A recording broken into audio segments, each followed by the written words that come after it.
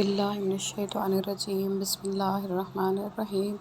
السلام علیکم یا حجت اللہ فی ارضی۔ ساتھی امید کرتی ہوں کہ آپ سب اپنی فیملیز کے ساتھ خوش و خرم شاد و آباد ہوں گے۔ ساتھیو، آج آپ کے لیے ایک بہت ہی بابرکت نسخہ لائی ہوں، اور ایسا نسخہ کہ جس کے پڑھنے سے جو ہے آپ کو اللہ تعالیٰ کی جو ہے وہ دوستی حاصل ہوگی، اللہ تعالیٰ آپ کو دوست رکھے گا۔ قرآن کریم کی ایک ایسی صورت ہے، بہت چھوٹی سی ہے، جس میں اللہ تعالیٰ نے اپنی وحدانیت کے بارے میں بتایا ہے کہ وہ اس کا کوئی شریک نہیں ہے، اور اس کے پڑھنے کا کتنا ثواب ہے، اور اللہ تعالیٰ جو ہے وہ اس بندے کو کیسے دوست رکھتا ہے، یہ سارا کچھ ہم اپنی آج کی ویڈیو میں ڈسکس کریں گے۔ لیکن اس سے پہلے آپ ہمارے چینل صدائے مہدی کو سبسکرائب کر دیں اور ہمارے ویڈیو کو لائک کر دیں، تاکہ صدائے مہدی کا یہ کارواں اسی طرح چلتا رہے اور آپ سب صدائے مہدی کی صدا بن جائیں۔ یہ تو ساتھیو، آپ چلتے ہیں اپنی ویڈیو کی طرف۔ جی ہاں، آج کا جو ہمارا وظیفہ ہے وہ سورۃ اخلاص کے بارے میں ہے۔ قل هو اللہ، اس سے جو ہے ہر مسلمان بچہ جو ہے وہ واقف ہے، بلکہ چھوٹے چھوٹے بچوں کو سب سے پہلے جو ہے یہی سورت جو ہے وہ یاد کروائی جاتی ہے کہ یہ سب سے چھوٹی سورت ہے، اور اس کا ترجمہ بھی بہت آسان ہے، اور اس کے علاوہ جو ہے یہ بچوں کو سمجھ بھی آتی ہے۔ اور دوسرا، عقیدہ توحید کے بارے میں بھی اس میں بہت کچھ ہے۔ تو اس سورت کے بارے میں جو ہے، حالانکہ پورا قرآن ہے، سورۃ یاسین قرآن کا دل ہے، سورۃ دہر جو ہے وہ ٹوٹل اہل بیت کی شان میں بیان کی گئی ہے، اسی طرح سورۃ رحمان جو ہے اس کو قرآن پاک کی دلہن کہتے ہیں۔ سب کچھ ہے قرآن میں، لیکن یہ چھوٹی سی سورت ہے، اس میں جو ہے اگر اس کو ایک بار آپ پڑھتے ہیں اس سورت کو، تو آپ کو 1/3 قرآن جو ہے وہ ختم کا ثواب ملتا ہے، اور جب 3 بار پڑھتے ہیں تو پورے قرآن کے ختم کا ثواب ملتا ہے۔ یعنی اگر آپ اس سورت کو صرف 3 بار پڑھتے ہیں تو آپ کو 6666 آیات 3 بار پڑھنے کا ثواب ملتا ہے۔ تو ایسا کیا ہے اس سورہ میں؟ تو ساتھیو، اس سورہ میں کیونکہ اللہ تعالیٰ نے اپنا تعارف کروایا ہے کہ اللہ تعالیٰ ایک ہے، اس کا کوئی شریک نہیں ہے، نہ اس کا یعنی نہ وہ کسی سے پیدا ہوا ہے، نہ کوئی اس سے پیدا ہوا ہے، تو یہ اور اس کا کوئی ہمسر نہیں۔ یہ سارا کچھ جو ہے عقیدہ توحید ہے، یعنی حضرت آدم سے لے کے ختم نبی صلی اللہ علیہ وسلم تک جتنے نبی آئے ہیں وہ سارے ہی اسی عقیدے کو لے کے آئے تھے، اور کیونکہ اللہ تعالیٰ کی وحدانیت جو ہے وہ اس میں بیان کی گئی ہے، تو اسی لیے جو ہے وہ اس کا اجر و ثواب بھی بہت زیادہ ہے، اور جو اس کو پڑھے گا تو اس کا ثواب بھی اسے ثواب بھی بہت زیادہ ملے گا۔ تو ساتھیو، ایک بار جناب امیر المومنین علیہ السلام جو ہے وہ جنگ کی قیادت کر رہے تھے۔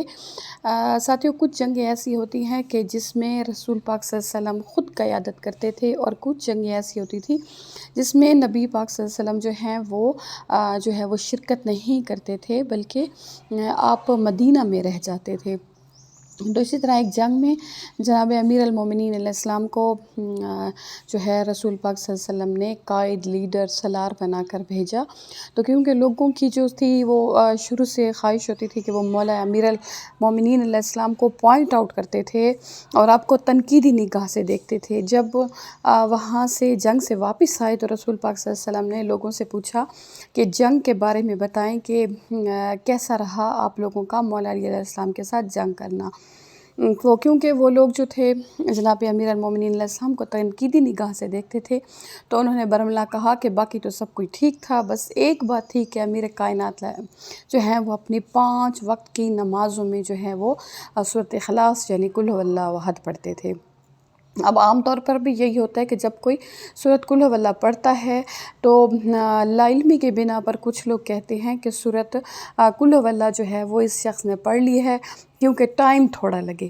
وقت تھوڑا لگے، اسی لیے اس نے جلدی جلدی میں سورۃ قل هو اللہ پڑھ لی ہے۔ تو جناب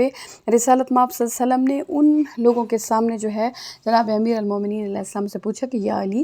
آپ نے کیوں صورت اخلاص کو ترجیح دی ہے، ہر نماز میں کیوں پڑھتے رہے ہیں؟ تو جناب امیر المومنین علیہ السلام جن کی جو ہے صحیفہ الویہ دیکھیں تو جو کہ سارے کی ساری اللہ تعالیٰ کی تعریف ہے، اور اگر ان کی کوئی بھی دعا دیکھیں تو وہ بھی سب کے سب اللہ تعالیٰ کی تعریفیں ہی ہیں۔ تو مولا امیر المومنین علیہ السلام نے کہا کہ یا رسول اللہ، مجھے جو ہے وہ سورۃ قل ھو اللہ سے محبت ہے، یعنی مجھے عقیدہ توحید سے اصل میں مولا فرما رہے تھے کہ مجھے محبت ہے، تو اسی لیے میں نے اپنی ہر نماز میں پڑھا۔ تو جناب رسالت مآب صلی اللہ علیہ وسلم نے کہا کہ جی ہاں، جو شخص جو ہے وہ عقیدہ توحید سے محبت کرتا ہے، یا جو شخص نماز میں سورۃ قل ھو اللہ پڑھتا ہے، تو اس کا مطلب ہے کہ وہ تو قل ھو اللہ پڑھتا ہے، لیکن اللہ تعالیٰ اس شخص کو دوست رکھتا ہے، اور اس وجہ سے اس کی رغبت جو ہے وہ قل ھو اللہ کی طرف ہوتی ہے۔ تو کوشش یہ کیا کریں کہ جب بھی کوئی حاجت ہو، مشکل ہو، تو 100 بار جو ہے وہ سورۃ قل ھو اللہ پڑھیں، دن میں 1 مرتبہ پڑھ لیں صرف، اور جب بھی کبھی فارغ ہوں تو عقیدہ توحید کو یاد رکھیں۔ آپ اللہ تعالیٰ کو یاد رکھیں گے، آپ اللہ تعالیٰ کی جو ہے وہ وحدانیت کا ہر وقت اقرار کرتے رہیں گے، تو اللہ تعالیٰ جو ہے وہ کبھی آپ کو تنہا نہیں چھوڑے گا، ہر معاملات میں آپ کا معاون مددگار ہوگا۔ اسی طرح اگر کسی کی نظر جو ہے اس میں کمی آ جاتی ہے، کوئی بیماری آ جاتی ہے، کوئی مشکل آ جاتی ہے جس میں پھنس جاتے ہیں، تو 100 بار قل ھو اللہ پڑھ کے دعا مانگی جائے تو اللہ تعالیٰ جو ہے وہ اس دعا کو قبول کرتا ہے، کیونکہ قل ھو اللہ جو ہے وہ ساری کا سارا عقیدہ توحید ہے، اور عقیدہ توحید کیا تھا، اسی سے جو ہے وہ مسلمان انسان ہوتا ہے، اسی سے جو ہے انسان جو ہے وہ اللہ تعالیٰ کی وحدانیت کو مانتا ہے، اس کی یگانیت کا اقرار کرتا ہے۔ تو بیماری، مشکل، پریشانی، حاجت، کوئی بھی مسئلہ ہو تو اس میں سورۃ قل ھو اللہ جو ہے وہ 100 بار پڑھی جائے، دعا کی جائے، اور اگر کوئی بھی حاجت نہیں ہے، صرف عشق خدا میں پڑھتے ہیں کہ آپ کو ہر جو ہے اللہ تعالیٰ سے عشق ہو جائے، آپ اس کی مرضی کے مطابق چلیں، تو تب بھی آپ سورۃ قل ھو اللہ کو اپنی زندگی کا جو ہے وہ حصہ بنا لیں۔ اللہ تعالیٰ ہم سب کا ناصر، حامی و مددگار ہو، ہمارے تمام معاملات میں ہم پہ اپنا خاص لطف و کرم کرے، آمین یا رب العالمین۔